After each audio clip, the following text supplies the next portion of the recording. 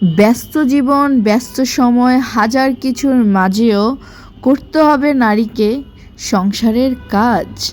তো একদিন সময় পেলে তাতে কি হয়, করতে হবে নানা কাজ। আর অবশ্যই সব কাজের শেষে যখন থাকবে এরকম একটা মজাদার ডেজার্ট, তাহলে কি আর কষ্টটা কষ্ট থাকবে?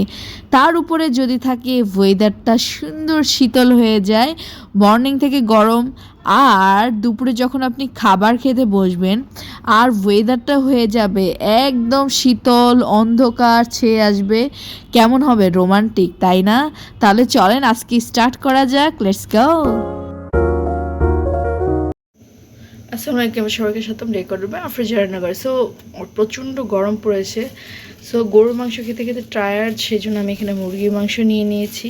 এটা ছিল মাছ, জালি কুমড়া, ভেন্ডি, এটা হচ্ছে কলা, কাঁচকলা, পেঁপে, বেগুন।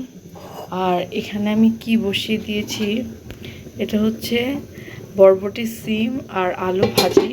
আর এটা হচ্ছে ডাঁটা শাক আর ডাঁটা আমি রান্না করব। তো যেই কথা সেই কাজ, মর্নিং থেকে গরম পড়তেছে আর আমি এখানে কুকিং করতে বসে গিয়েছি, একটার পর একটা রান্না করতেছি। আর অবশ্যই অবশ্যই আমার শরীর থেকে অনেক লবণ ঝরে যাচ্ছে। তো দ্যাটস ওয়াই হাজার কষ্টের পরে এবং সকালের নাস্তাটাও কমপ্লিট হয়ে যাওয়ার পরে আমি এখানে অলরেডি জালি কুমড়াটাকে একদম লাউর মতো কুচি করতে বলেছি। আর দেন এখানে ভেন্ডিটাও ভাজি করে নিয়েছি।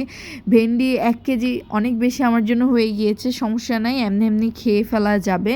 দ্যাটস ওয়াই আমি এটার জন্য বেশি করে ভাজি করে নিয়েছি, কারণ যেহেতু সারা সপ্তাহ রান্না করি না, একদিন রান্না করি, সো একটু বাড়িয়ে রান্না করলে দেখা যায় কি মর্নিংয়ে খেতে হয় এবং কি দুপুর এবং রাত 3 টাইমে খাবার খেতে হয়।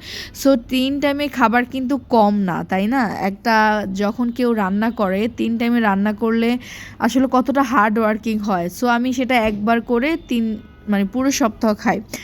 সো এখানে বেগুনটাও ফ্রাই করে নিচ্ছি, দেখতে পাচ্ছেন। করলা আমি এরকম ফার্স্ট টাইম ফ্রাই করেছি, বাট আমার কাছে ওভারঅল খুবই ভালো লেগেছে। আপনারা ট্রাই করতে পারেন, এরকম রান্না করলে খুবই ভালো লাগে। এখানে কলা বসিয়ে দিয়েছি, আর এখানে একটু মুসুর ডাল না হলেই চলে না, যেহেতু গরুর মাংস ঈদ থেকে আল্লাহর দয়া অনেক খেয়েছি, দ্যাটস ওয়াই আমি এখানে বসিয়ে দিয়েছিলাম পাতলা। আর এটা ছিল হচ্ছে একটা ডিম, মাছের ডিম, মাছসহ মাছের ডিম পেয়েছি। সো যাই হোক, ফাইনালি মুরগিটাও রান্না হয়ে গিয়েছে। আমার রান্না অলরেডি ফাইনালি কমপ্লিট হয়ে গিয়েছে। এখানে মুরগির মাংস ছিল, আরও ছিল এখানে পেঁপে ছিল, কুমড়ো ছিল, ভেন্ডি ছিল, করলা ছিল, মানে এক্সেট্রা এক্সেট্রা অনেক কুকিং ছিল। অনেক কষ্ট হয়েছে এই কাজগুলো করতে, কিন্তু সারা সপ্তাহের একটা ভোজা আমার মাথা থেকে চলে গিয়েছে। এগুলো শেষ করে আমি এখানে বসিয়ে দিয়েছি, এখন পায়েস বসিয়ে দিয়েছি। এখন পায়েস রান্না করব আর বাসার সব ক্লিন কাজগুলো করব। চুলার আঁচ কমিয়ে দিয়ে এই কাজটা আমি কমপ্লিট করব।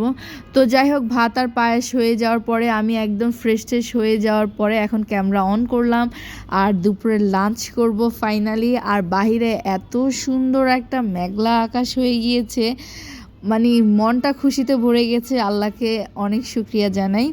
তো দেখতে পাচ্ছেন আমি অলরেডি বেগুন ভাজা নিয়েছি, করলা ভাজি নিয়েছি, আর নিয়েছি এখানে মাছ নিয়েছি এবং কি শাক নিয়েছি। সো ওভারঅল খুবই ভালো লাগতেছে। আর ফ্রাইডেতে সবার সাথে বসে যখন লাঞ্চ করা হয়, সেটা একটু অদ্ভুত রকমের ভালো লাগা কাজ করে আমার কাছে। তো ফাইনালি আমি খাবারটা খাচ্ছি, আমার ভীষণ ভীষণ ভীষণ ভালো লাগতেছিল। এখন মেয়ে বলতেছে তুমি আমার প্লেটটা কেন দেখাও না? আমি বললাম ঠিক আছে, এত করে যেহেতু বলছো তোমারটাও দেখাই।